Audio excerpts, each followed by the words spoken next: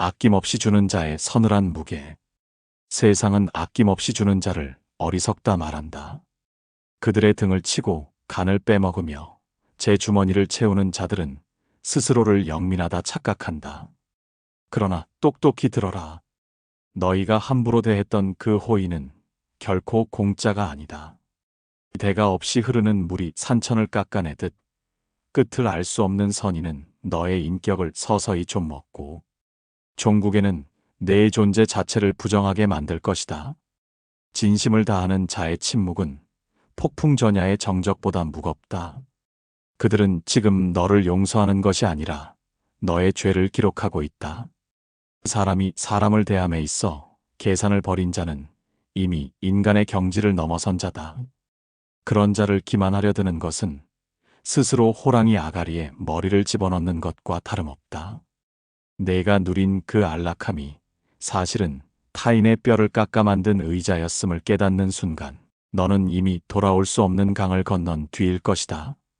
진실로 무서운 사람은 칼을 휘두르는 자가 아니라 칼자루를 내어주고도 평온을 유지하는 자다. 그 평온함 속에 감춰진 서늘한 도덕적 권위가 너의 비겁함을 심판할 날이 반드시 온다. 이 영상은 너의 비로한 탐욕을 꾸짖고 진정한 베풀미 지닌 파괴적 위험에 대해 논하고자 합니다. 정신을 바짝 차리고 문장 하나하나를 내 뼈에 새겨라. 가늠할 수 없는 마음의 깊이로 상대를 압도하라. 사람의 마음을 얻는 길에 요령이란 없다. 오직 지극한 정성만이 하늘을 감동시키고 사람의 마음을 움직이는 법이다. 다사는 지성이면 감천이라 했다. 이는 단순히 열심히 살라는 뜻이 아니다. 계산기를 두드리지 않는 마음, 내어주면서도 아까워하지 않는 그 지독한 순수함이 지닌 힘을 말한다. 너는 누군가가 너에게 끝없이 베풀 때 그를 만만하게 보았을 것이다. 그러나 그것은 너의 오판이다. 계산이 없는 자의 마음은 그 끝을 알 수 없는 심연과 같다. 내가 그 깊이를 얕보고 함부로 발을 들였다가는 결국 그 거대한 진심의 무게에 짓눌려 질식하게 될 것이다. 지성은 무서운 무기다. 평범한 인간은 누구나 주고받는 이익을 따지며 살아간다. 열을 주면 최소한 5은 돌아와야 만족하는 것이 인간의 비루한 본성이다. 그런데 여기 열을 주고도 하나도 바라지 않는 자가 있다. 이런 자를 마주했을 때 인간은 본능적인 공포를 느낀다.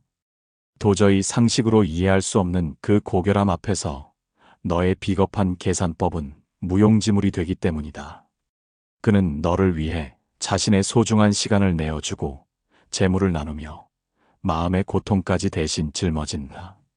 너는 그것을 당연한 권리라 여겼겠으나 사실 그는 너를 자신의 도덕적 영토 안으로 끌어들이고 있었던 것이다. 구체적인 사례를 보라. 옛 목민관들 중에 백성을 위해 제곶간을 허문 이들이 있었다. 그들은 백성이 고마워하기를 바라지 않았다. 그저 관직을 맡은 자로서의 도리를 다했을 뿐이다. 하지만 그 결과는 어떠했는가?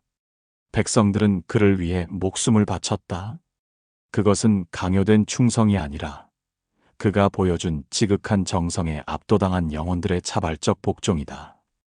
내가 누군가의 호의를 이용해 이득을 취했다고 기뻐할 때 너는 사실 그 사람의 인격이라는 거대한 산 아래 갇힌 생쥐에 불과함을 알아야 한다. 행동하라. 너 또한 누군가에게 지성을 다하고 싶다면 먼저 너의 이기심을 죽여라. 주면서 생색내지 마라. 바라는 마음이 조금이라도 섞인다면 그것은 지성이 아니라 거래에 불과하다. 거래는 깨지기 쉬우나 지성은 영원히 남는다. 내가 진정으로 강한 자가 되고 싶다면 상대가 도저히 갚을 수 없을 만큼의 진심을 부어라. 그 압도적인 무게가 너를 지켜주는 가장 단단한 갑옷이 될 것이다. 지극한 정성은 쇠를 녹이고 돌을 뚫는 법이다. 계산하는 자는 결코 도달할 수 없는 그 깊이만이 세상을 지배한다. 염치, 거울 앞에 선 추악한 본성을 마주하게 하라. 인간이 짐승과 다른 점은 오직 부끄러움을 아는 데 있다.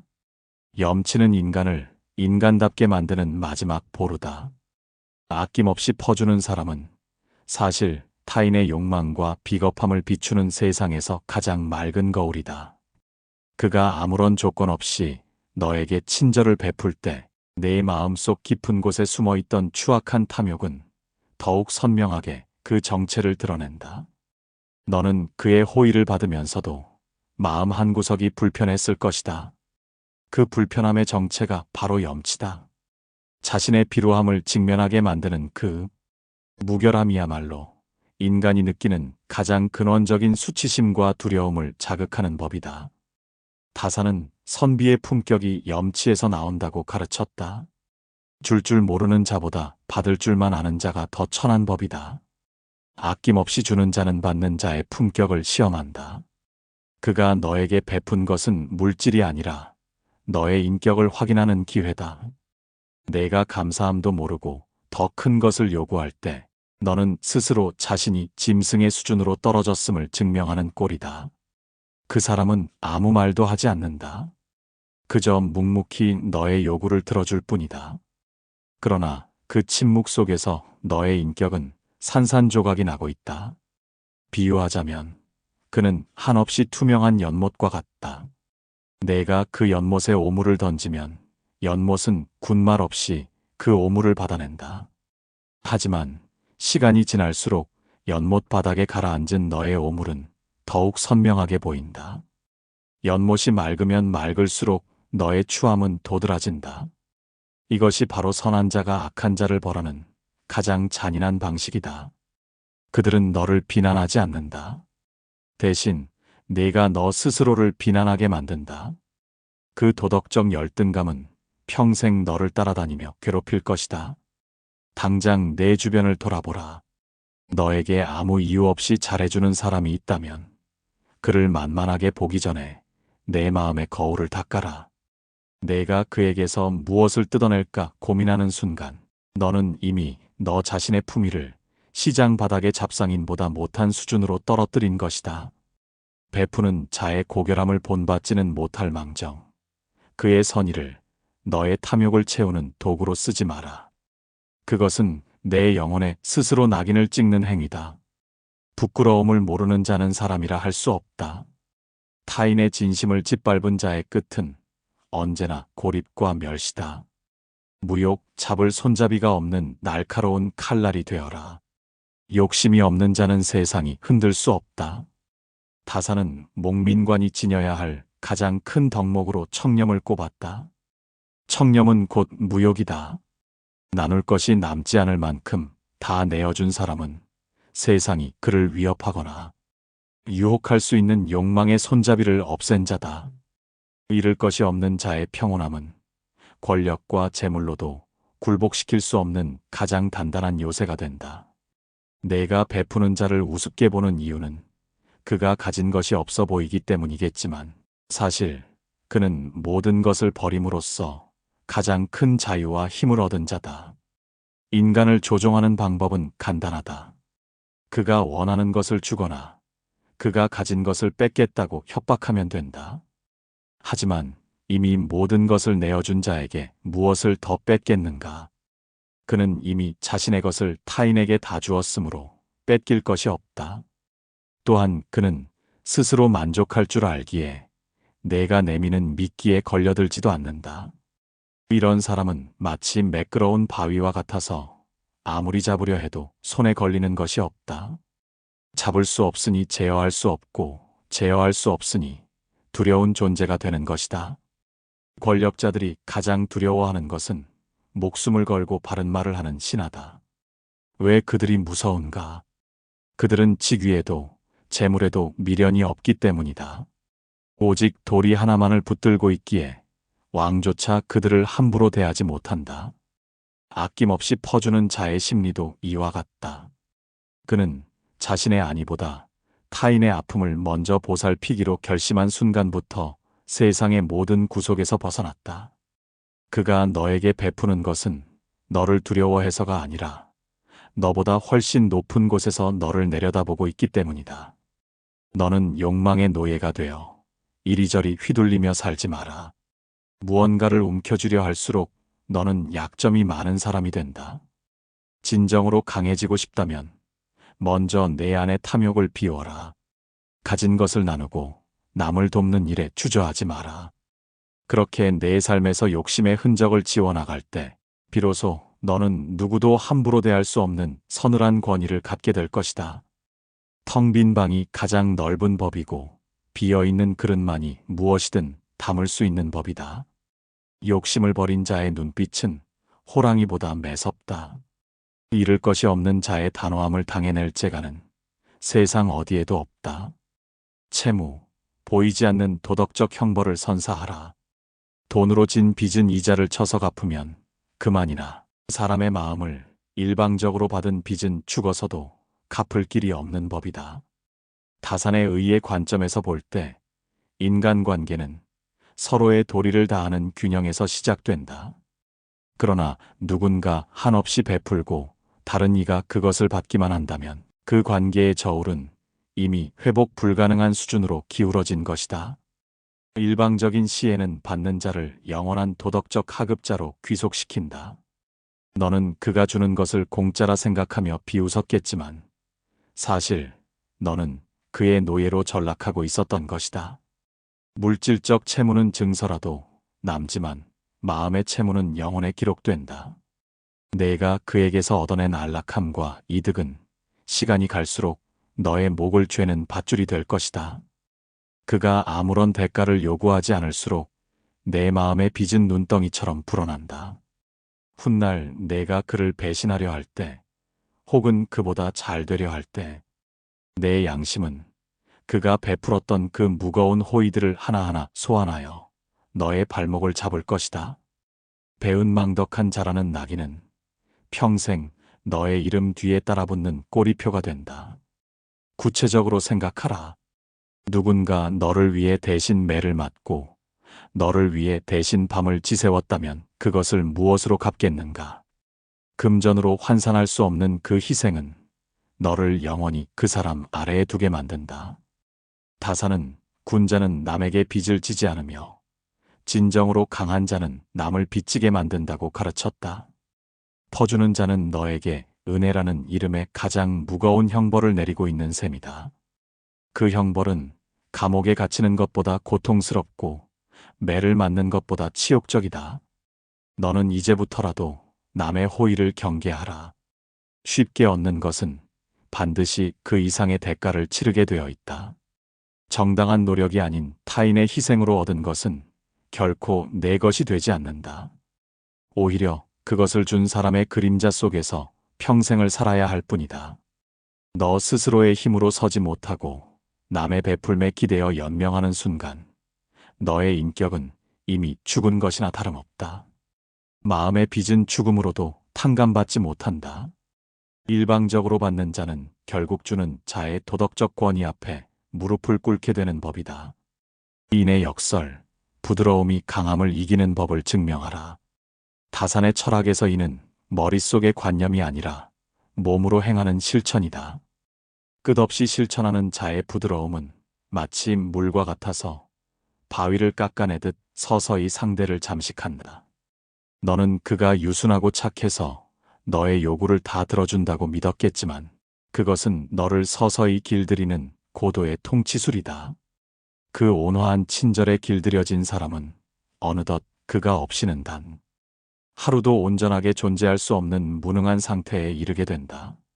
물은 세상에서 가장 부드러우나 가장 단단한 바위를 뚫는 유일한 힘을 가졌다. 퍼주는 자의 마음도 이와 같다. 그는 너의 거친 태도를 부드러움으로 받아내고 너의 무례함을 용서로 덮어준다. 그렇게 시간이 흐르면 너는 그의 호의를 공기처럼 당연하게 여기게 된다. 공기가 없으면 숨을 쉴 수 없듯이 그가 베푸는 환경에 완전히 적응해버린 너는 그가 손을 떼는 순간 나락으로 떨어지게 된다. 이것이 바로 부드러움이 강함을 지배하는 방식이다. 사례를 들어보겠다. 자식에게 모든 것을 다해주는 부모를 보라. 그 자식은 부모의 희생 덕분에 편하게 살지만 결국 스스로 아무것도 할 줄 모르는 무력한 존재가 된다. 퍼주는 자와 받는 자의 관계도 이와 다르지 않다. 그는 너를 돕는 것처럼 보이지만 사실 너의 자립심을 갉아먹고 너를 자신의 영향력 아래 묶어두고 있는 것이다. 너는 그를 이용한다고 생각하겠지만 사실은 내가 그에게 완전히 종속되고 있는 꼴이다. 똑똑히 알아라. 진정으로 무서운 적은 칼을 들고 달려드는 자가 아니라 웃으며 내 모든 편의를 봐주는 자다. 칼은 방어할 수 있으나 친절은 방어할 수 없다. 내가 그 친절의 늪에 빠져 허우적거릴 때 그는 너의 생사여탈권을 쥐게 된다. 너는 그가 없이는 자존감조차 유지할 수 없는 비참한 지경에 이를 것이다. 부드러움은 가장 치명적인 무기다. 물에 젖는 줄 모르고 젖어들다가는 결국 그 깊은 물 속에서 빠져나오지 못하게 될 것이다. 단절, 예고 없이 닫히는 문 앞에서 절망하라. 흔히 호구라 불리는 이들이 정말 무서운 이유는 그들이 참는 것이 아니라 축적하고 있기 때문이다. 그들은 너의 무례함과 이기심을 하나하나 마음속 장부에 기록한다. 다산이 강조한 신독, 즉 홀로 있을 때도 삼가는 경지에 이른 자들은 인내의 한계점 또한 명확하다. 그들이 마침내 인연을 끊기로 결심하는 순간 그 문은 다시는 열리지 않는다. 그 단호함은 증오보다 차갑고 칼날보다 예리하다. 너는 그가 늘 웃고 있으니 앞으로도 계속 너의 뒤를 봐줄 것이라 믿었을 것이다. 하지만 보라. 댐에 물이 차오를 때는 아무런 소리가 나지 않는다. 그러나 임계점에 도달해 댐이 터지는 순간 그 물줄기는 마을 전체를 휩쓸어 버린다. 선한 자의 분노도 이와 같다. 그들은 화를 내지 않는다. 다만 너라는 존재를 자신의 인생에서 완전히 삭제할 뿐이다. 사과도 소용없고 눈물도 통하지 않는다. 신독의 경지에 오른 자는 타인의 시선이 아니라 자신의 양심에 부끄럽지 않기를 바란다. 그가 너를 도와준 것은 내가 잘나서가 아니라 자신의 양심이 시켰기 때문이다. 하지만 내가 그 양심의 가치조차 훼손할 만큼 타락했다는 판단이 서면 그는 일말의 미련 없이 너를 버린다. 그때 내가 느끼게 될 소외감과 공포는 이루 말할 수 없을 것이다. 유일하게 너를 지탱해주던 든든한 버팀목이 사라진 자리에서 너는 홀로 비바람을 맞아야 한다. 지금 당장 내 태도를 점검하라. 너에게 관대한 사람일수록 그 인내심의 바닥이 어디인지 시험하려 들지 마라. 그가 너를 떠나는 날은 비가 오거나 천둥이 치는 날이 아니다. 아주 평범하고 맑은 날, 그는 아무런 예고 없이 내 곁을 떠날 것이다. 그리고 너는 평생 그를 다시는 보지 못하게 될 것이다. 한 번 닫힌 문은 다시 열리지 않는 법이다. 선한 자의 단호함은 세상 그 어떤 형벌보다 엄중하고 가차없다. 인과 하늘이 대신 치르는 복수의 그물을 확인하라. 다산은 사후의 막연한 심판보다 지금 여기 현세에서의 도리를 중시했다. 그는 악행이 반드시 그에 상응하는 결과를 낳는다는 인과응보의 원리를 믿었다. 선한 일을 이용하고 그 진심을 짓밟은 자는 결국 주변의 모든 신뢰를 잃고 철저히 고립된다. 퍼주던 사람이 떠난 자리에는 그를 이용했던 자의 악명만이 남게 되며 이것이 곧 하늘의 그물이 작동하는 방식이다. 하늘의 그물은 성그러 보이지만 결코 놓치는 법이 없다. 내가 누군가의 선의를 착취할 때 세상은 너를 지켜보고 있다. 너는 내가 똑똑해서 이득을 취했다고 생각하겠지만 주변 사람들은 너를 가까이에서는 안 될 자로 분류한다. 신뢰를 잃은 인간은 사회적으로 죽은 것이나 다름없다. 내가 결정적인 위기에 처했을 때 너를 도와줄 사람은 아무도 없을 것이다. 내가 배신했던 그 선한 자의 그림자가 내 앞길을 가로막을 것이기 때문이다. 실제로 보라. 남을 이용해 불을 쌓은 자들이 말년에 존경을 받는 경우가 있는가? 그들은 돈은 가졌을지언정 사람의 마음은 얻지 못했다. 결국 그들은 외로움 속에서 자신의 죄를 곱씹으며 비참하게 생을 마감한다. 반면 모든 것을 내어준 자는 떠난 뒤에도 사람들의 기억 속에 살아남아 거대한 영향력을 발휘한다. 이것이 진정한 복수다. 가해자는 잊히고 피해자는 성자가 되는 것. 이보다 더 처절한 심판이 어디 있겠는가. 너는 당장의 작은 이익에 눈이 멀어 내 평생의 명예를 팔지 마라. 사람의 평판은 한 번 무너지면 다시 세우기 어렵다. 내가 이용해 먹은 그 사람의 눈물이 하늘에 닿아 너의 운명을 갉아먹을 것임을 명심하라. 하늘은 스스로 돕는 자를 돕는 것이 아니라 남을 돕는 자를 보호하고 그를 해치는 자를 반드시 징벌한다. 악인의 끝은 언제나 황량한 벌판이다. 타인의 진심을 훔친 대가는 내 자손대에 이르기까지 수치로 남을 것이다. 침묵, 가장 시끄러운 웅변으로 세상을 깨워라. 아낌없이 주는 이들은 당할 때 말이 없다. 억울함을 호소하지도 않고 상대를 비난하지도 않는다. 그러나 그 고요한 침묵은 오히려 주변 사람들의 양심을 깨우고 강력한 여론을 움직이는 법이다. 정약용이 강조한 공정의 가치는 묵묵히 당해온 자의 뒷모습을 통해 비로소 사회적 공분으로 폭발하게 된다. 가장 시끄러운 소리는 입에서 나오는 것이 아니라 억울하게 닫힌 입술 사이의 정적에서 나온다. 침묵은 가장 강력한 고발이다. 내가 그를 괴롭힐 때 그가 소리를 질렀다면 사람들은 그것을 단순한 싸움으로 보았을 것이다. 그러나 그가 끝까지 침묵하며 너의 악행을 받아낼 때 보는 이들은 너를 괴물로 인식하기 시작한다. 그의 침묵은 너의 폭력성을 극대화하여 보여주는 돋보기가 된다. 너는 승리감에 도취해 있겠지만 이미 세상의 민심은 너를 등지고 그를 향해 흐르고 있다. 역사를 보라. 폭정에 맞선 민초들의 가장 무서운 저항은 침묵하는 행렬이었다. 아무런 무기도 들지 않고 묵묵히 걷는 그들의 발소리가 권력자의 심장을 떨게 만들었다. 선한 자의 침묵도 이와 같다. 그는 말로 너를 이기려 하지 않는다. 다만 자신의 존재 자체로 너의 죄악을 증명한다.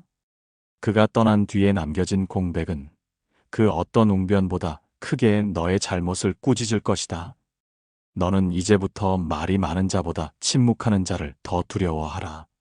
내 비난에도 대꾸하지 않는 자는 이미 너를 상대할 가치가 없다고 판단한 것이다. 그의 침묵은 너에 대한 가장 잔인한 경멸이며 동시에 세상에 보내는 가장 확실한 구조 신호다. 내가 저지른 일들은 그의 침묵이라는 기록관에 영원히 저장되어 내가 가장 빛나는 순간에 너의 발목을 잡을 것이다. 혀로 짓는 죄보다 침묵으로 받는 심판이 더 무겁다. 조용한 자의 내면에는 천둥 소리가 숨어 있음을 잊지 마라. 격차, 도달할 수 없는 인격의 높이 앞에 무너져라. 끊임없이 베푸는 행위는 결국 그 사람의 기상을 높인다. 세월이 흐른 뒤 이용해 먹던 자는 여전히 탐욕의 구렁텅이에서 제자리에 머물러 있으나 베풀던 자는 이미 성인의 반열에 올라 세상을 굽어본다. 그 현격한 인격의 격차를 실감하는 순간 너는 자신의 초라함에 스스로 무너질 것이다. 그 사람은 자신이 가진 것으로 평가받는 것이 아니라 남에게 준 것으로 완성되는 법이다. 다사는 인격의 도야를 산을 오르는 것에 비유했다. 한 걸음씩 선행을 쌓는 자는 매일 조금씩 높은 곳으로 나아간다. 반면 남의 것을 뺏는 자는 산기슭에서 남의 짐을 훔칠 궁리만 하느라 정상을 보지 못한다. 시간이 지나 정상에 오른 자가 아래를 내려다볼 때 너는 그저 흙먼지 속에 뒹구는 작은 벌레처럼 보일 뿐이다. 그때 네가 느끼게 될 박탈감은 그 어떤 가난보다 고통스럽다. 인격의 격차는 돈으로 메울 수 없다. 내가 아무리 비단옷을 입고 금마차를 타도 아낌없이 베푸는 자의 누더기 옷에서 풍기는 고결한 향기를 따라잡을 수 없다. 사람들은 본능적으로 품격 있는 자를 따른다. 내가 가진 권력은 강제할 수 있으나 그가 가진 인격은 감화시킨다. 내 밑에 있는 사람들은 기회만 생기면 너를 배신하려 하겠지만 그의 주변에 있는 사람들은 그를 위해 기꺼이 목숨을 바칠 것이다. 너는 이제라도 내 그릇을 키우는 데 집중하라. 남을 이용해 배를 채우는 것은 내 그릇에 오물을 담는 것과 같다. 당장은 배가 부를지 몰라도 결국 내 몸 전체가 썩어 들어갈 것이다. 진정으로 고귀한 존재가 되고 싶다면 너보다 낮은 곳에 있는 이들에게 내 것을 나누어 주어라. 그렇게 내 영혼의 고도를 높여갈 때 비로소 너는 세상의 풍파에 흔들리지 않는 거인이 될 것이다. 높은 산은 구름을 탓하지 않는다. 인격의 높이가 하늘에 닿은 자는 지상에 비로한 시비에 휘둘리지 않는 법이다. 수신의 완성, 결국 승리하는 삶을 쟁취하라. 마지막으로 그대에게 전한다. 다사는 천하에 나를 이길 자가 없게 하려면 내가 먼저 천하를 품어야 한다고 가르쳤다. 모든 것을 내어준 자는 역설적으로 천하의 민심을 얻게 된다. 결국 세상에서 가장 무서운 사람은 나를 해치는 자가 아니라 내가 도저히 따라잡을 수 없는 수준으로 선한 자이다. 그는 승패를 초월했기에 결코 패배하지 않으며 모든 것을 버렸기에 모든 것을 소유하게 된다. 수신의 완성은 나를 비워 타인을 채우는 데 있다. 이것이 인생이라는 전쟁터에서 최후의 승자가 되는 유일한 길이다. 내가 누군가를 이기려 애쓰는 동안 그는 너를 품으려 애썼다. 내가 그를 파괴하려 하는 동안 그는 너를 위해 기도했다. 이 싸움의 결과는 이미 시작도 하기 전에 결정된 것이다. 증오는 증오를 낳아 너를 소멸시키지만 사랑과 베풀문 생명을 낳아 그를 영원하게 만든다. 삶의 마지막 순간을 생각하라. 내 손에 쥔 금괴가 너를 지켜줄 것 같은가? 아니면 네가 도와주었던 사람들의 따뜻한 손길이 너를 평온하게 할 것 같은가? 답은 이미 내 마음속에 있다. 아낌없이 주는 자의 서늘한 무게는 사실 너를 구원하기 위한 마지막 기회였을지도 모른다. 그 무게를 견디지 못하고 도망친 자에게는 오직 허무와 고립만이 기다릴 뿐이다. 너는 이제 이 가르침을 들었으니 이전과 같은 삶을 살 수 없을 것이다. 당장 돌아가서 내가 상처 입혔던 선한 이들에게 고개를 숙여라. 그리고 너 또한 누군가에게 아낌없이 주는 자가 되기로 맹세하라. 그것이 내 비루한 운명을 바꿀 수 있는 유일한 열쇠다. 스스로를 닫고 경계하며 매 순간 타인의 아픔에 공감하라. 그것이 다산이 여유당에서 그토록 외쳤던 인간의 길이다. 진정한 승리는 타인을 굴복시키는 것이 아니라 타인을 감동시키는 것이다. 모든 것을 내어준 자만이 천하를 얻는 법이다.